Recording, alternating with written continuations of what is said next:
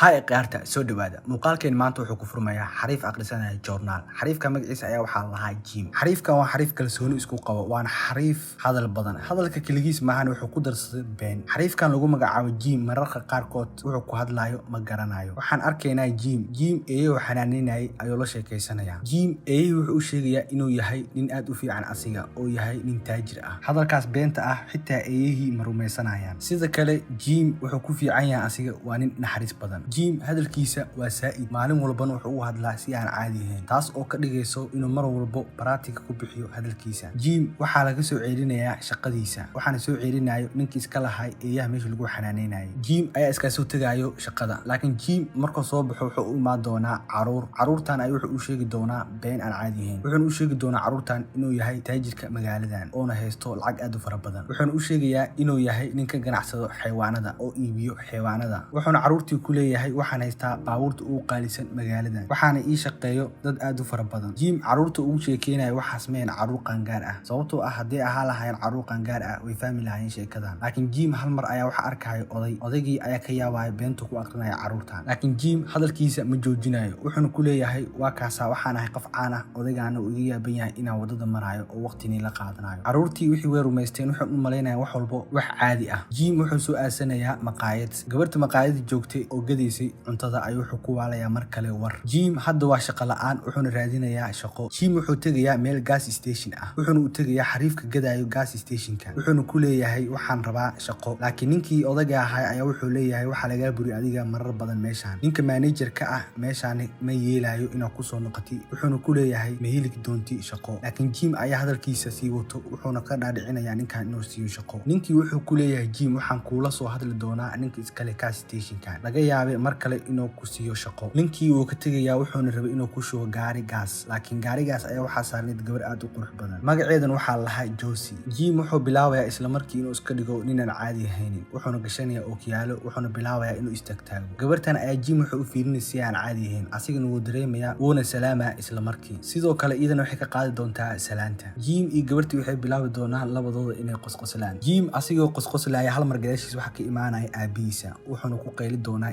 Jim ay wuxuu ku dhigi doonaa aawa shaqada ku geeyay laakiin Jim ayaa shaqadiisa laga soo buriyay wuxuuna ku leeyahay mar walba ma laga soo burinayaa shaqooyinka adiga laakiin Jim ayaa wuxuu bilaabayaa beentiisa wuxuuna ku leeyahay shaqada laga soo burinay aniga ka soo tagay wuxuuna ka dhaadhicinayaa aabiisa inuu shaqadaas ahayn shaqo asiga ku qanacsan yahay Jim waxa laga soo qabanayaa gacanta waana la soo jiiday waxaana loo soo wadayaa xaafadda habeenkii waxa wada casheynayay Jim iyo walaalihiisa iyo hooyadiisa iyo aabihiisa Jim walaashiisa weyn ayaa waxay sheegayso inay rabto jaamacadda in loo diro magaalo kale oo aan ahayn magaaladan laakiin Jim ayaa si jeejees wuxuu ku dhigi doono magaaladan ay taala wax walba iyo waxbarasho maxaa ka doonaysaa magaalo kale laakiin waqtigaas aabiis ayaa wuxuu soo fiirinaya si xun Jim aabiisa wuxuu ku leeyahay Jim adigoo kale ma u malaysaa gabarta oo na shaqaysanin wuxuuna ku dhigi doonaa waxa laga soo ceeliyay shaqadiisa mar kale waxaan laga soo ceeliyay shaqooyin fara badan aagayay subaxdii Jim oo hurdaayo waxa soo kor istaagayo aabiisa wuxuuna rabay inuu geeyo shaqo kale laakiin Jim ayaa iska raaxaysanaya wuuna iska hurdaayay Jim aabiisa wuxuu soo qaadanaya gaarigiisa weyn oo taraaga ah wuxuuna ku leeyahay waxaan ku geynayaa mool meeshaas ayaa ka banaan shaqo Jim aabiis ay wuxuu ku leeyahay kama helo shaqooyinka moolka laakiin aabiis ay wuxuu ku dhigi doono waxaan ku geey doonaa adeerka oo jirmeel baadiye ah halkaas ay wuxuu ku leeyahay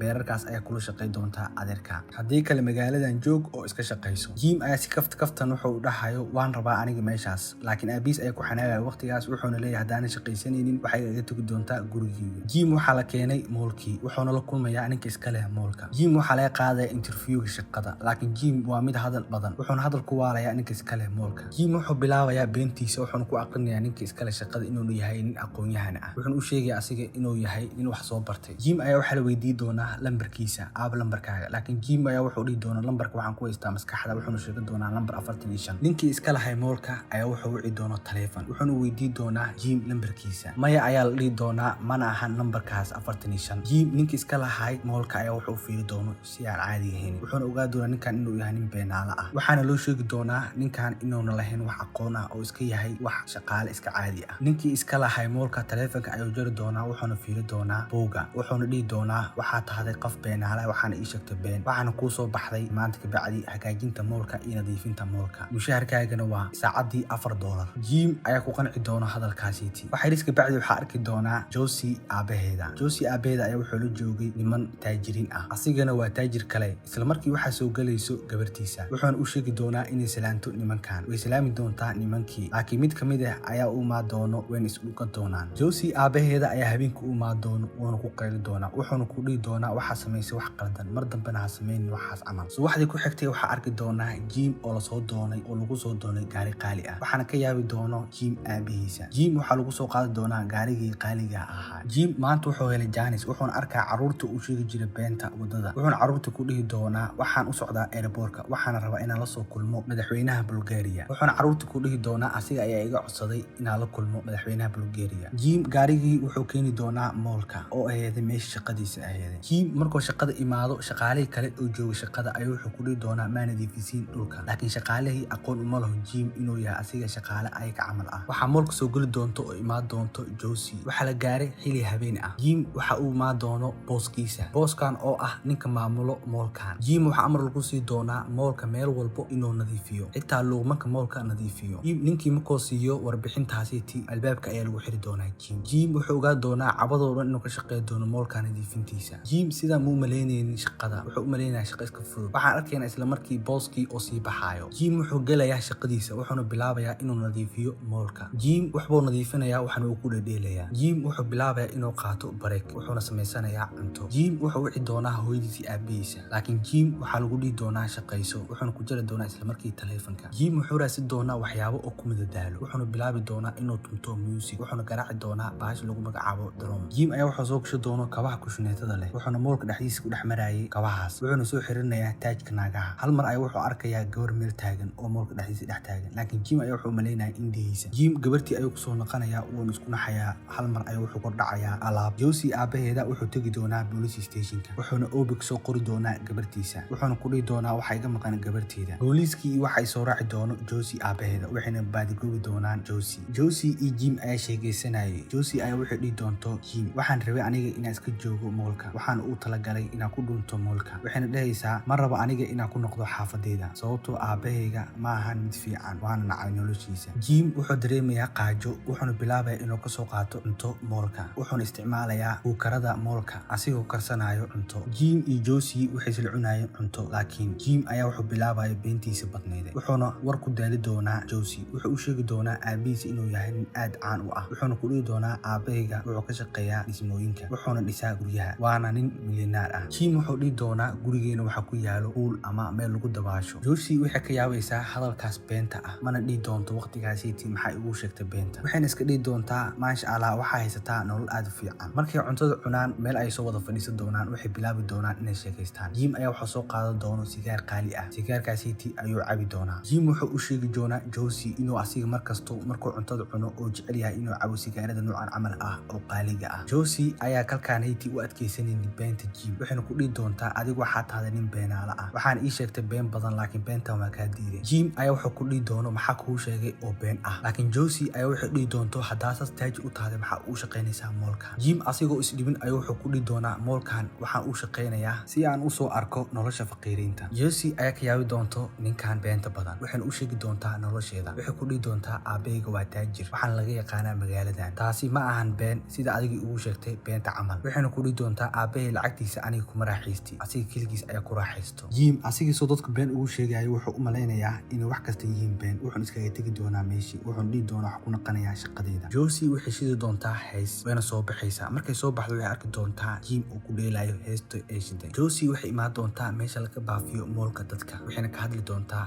halkaas waxayna ku dhihi doontaa Jim igaa sheekay noloshaada mustaqbalka waxaa rabtay inaan qatid iyo waxaa rajeynaysid. Jim isla waqtigii wuxuu bilaabayaa inuu u sheego been. Josie ayaa soo deganayso wayna u imaanaysaa asigoo wata hadalkiisa waxayna ku dhihi doontaa goormaa joojinaysaa beenta waxaa taada beenaale laakiin Jim ayaa aqbali doono kalkaan inuu yahay beenaale wuxuuna ku dhihi doonaa waxa kuu sheegay oo dhan waa been. Josie ayaa waxay ka codsan doonto Jim inuu u sheegiyo noloshiisa saxda ah labadoodana way wada fadhiisan doonaan waxay ka wada hadli doonaan noloshooda dhabta ah. Jim wuxuu dhihi doonaa waxaa kasoo jeedaa family faqiiriin ah waxaana ka shaqeeyaa moolkan laakiin wuxuu leeyahay waxaan ahay aniga taajir weli uu ku dhagan yahay beentaas. Jim wuxuu weydiin doonaa Josie aabaha hadduu taajir yahay maxaa uu qaada weysay lacagta. Josie ayaa waxay ku dhihi doonto aabahay waa taajir laakiin lacag dhan ma ogolo waxaan ahay qof faqiira camal ah laakiin aabahay ayaa taajir ah waxayna u sheegaysaa inay rabto aabaheeda inay ka dheeraato ay iskaga dheeraato noloshiisa waxayna leedahay uma baahnin lacagtiisa hadda kabacdi. Josie waxay ka codsanaysaa Jim inay isla baxsadaan ayna ka baxsadaan magaaladan waxayna ku dhihi doontaa waxaa isla aasinayna magaalada California. Jim marka ugu horeyso aqbali maayo arrintan, wuxuuna u maleynayaa wax kaftan ay iska dhaysa gabartan. Josie Jim waxay si doontaa $52,000 waxayna ku dhigi doontaa lacagtan waa lacagta kaliya aan ku baxsanayno, way noo sii dheer tahay lacagtii kale aan ku noolaa lahayn. Jim wax baa la tusiyey oo ogolaa doona barnaamijkaas. Jim iyo Josie waxay bilaabi doonaan inay ciyaaraan, waxayna noqon doonaan laba qof oo isku soo dhawaaday oo samaystay xiriir. Josie aabaheeda wuxuu raadinayaa ilaa hadda Josie wuxuuna taagan yahay moolka banaankiisa. ninkii booliiska wuxuu soo istaagayaa moolka albaabkiisa. Jim ayuu wuxuu ku dhihi doonaa ma aragtay Josie, laakiin Jim ayaa wuxuu ku dhihi doono gabarta raadinaysa ma joogto halkan. Jim iyo Josie waxay bilaabayaan inay soo qaataan kabaha kushneetada waxayna ku ciyaari doonaan moolka. Ayagoo iska dhedheelaya waxay arki doonaan laba nin oo ku hayso bistoolad. Ayagoo isku naxayaan wayna isceli weynayaan, isla markii waxay dardarayaan labadii nin oo ku haysay bistoolada. labadii nin markay dhulka ku dhacaan Jim iyo Josie waxay ka carari doonaan meesha. labadii nin oo ahay tuugada waxay raadin doonaan Jim iyo Josie, waxay heli doonaan Jim iyo Josie waxayna ku amri doonaan inay jiftaan dhulka. Jim wuxuu ka qaadi doonaa nimankii si aan caadi ahayn bistooladaha. labada nin waxay ka yaaban yihiin sida uu qaaday Jim bistooladaha, laakiin Jim ayaa wuxuu cuni doono bistooladihii wuxuuna ku dhihi doonaa qaata bistooladihiina. Jim wuxuu soo qaadan doonaa qori oo isku ilaaliyo. labadii nin waxay ka cabsan doonaan Jim inuu mar kale ka qaado bistooladaha. subaxdii Alasai waxa imaanayo ninkii booliiska ahaa wuxuuna arki doonaa labada nin oo tuugada aheyd oo xirxiran, waxaana sidaas u xirxiray waa Jim. Jim iyo Josie waxay qaadanayaan gaari waxayna iskaga tegayaan meesha. xariiska bacdi waxa arkaynaa Jim iyo Josie oo ku raaxaysanayo California waxayna aasteen magaaladii ay kuriyo jireen labadooda. filmkeena maanta wuxuu ku dhamaanayaa meeshaas. intaa ku kulmeen muuqaal noocan camal waxa kaaga tagaya. wassalaamu calaykum waraxmatullaahi wabarakaatuh.